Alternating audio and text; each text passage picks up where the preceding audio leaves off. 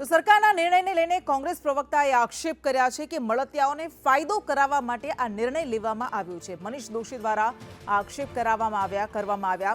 ગરીબ એસસી એસટીને મળવાપાત્ર જમીન મળતી નથી। કેટલા લોકોને લાભ થશે તે વિગત સરકાર દ્વારા જાહેર કરવામાં આવે।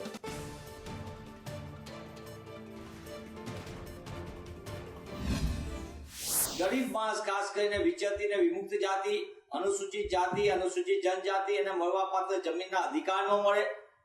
અને બીજી બાજુ મોટા જમીનના માફિયાઓ જે સરકારને મોટા ચૂંટણી ફંડ આપે છે તેમના માટે મહેસૂલ વિભાગ મહેરબાની કરીને આવી કરોડો રૂપિયાની કિંમતી સરકારી જમીનો એમના હવાલે કરવા જઈ રહી છે।